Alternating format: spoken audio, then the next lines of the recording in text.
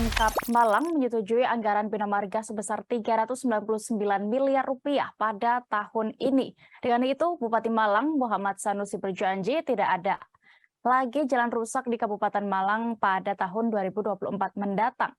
Selengkapnya akan dilaporkan rekan Erwin Wicaksono, reporter Surya Malang. Silakan rekan.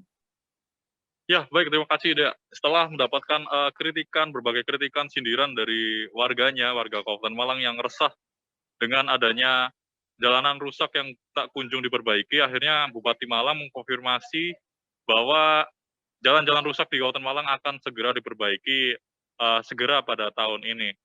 Ya, ini bisa dipastikan karena menurut Sanusi anggaran sebesar 399 miliar tersebut sudah cair ataupun sudah bisa dianggarkan ataupun digunakan oleh Pemkab Malang untuk digunakan untuk memperbaiki jalan begitu.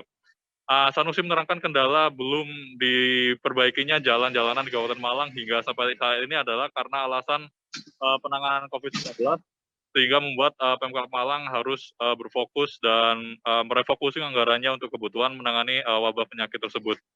Dan kepada warga Kabupaten Malang, Sanusi juga menjanjikan bahwa jalanan-jalanan rusak di Kabupaten Malang sendiri sudah tidak ada, tepatnya pada tahun 2023 ataupun tahun depan.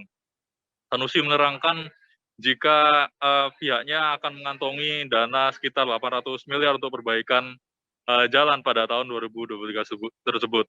Alhasil untuk kepastian sendiri kapan dilakukan perbaikan jalan di wilayah-wilayah yang rusak tersebut masih belum pasti hingga kini, karena Sanusi hanya mengkonfirmasi jika ada anggaran turun tapi pelaksanaannya masih belum tahu kapan dilakukan untuk perbaikannya seperti itu. Nah, sebagai informasi juga, jalan rusak Kabupaten Malang sendiri yang terpantau adalah di wilayah Singosari dan wilayah Kecamatan Bulawang dan wilayah-wilayah kecamatan lain yang ada di wilayah Kabupaten Malang. Begitu deh.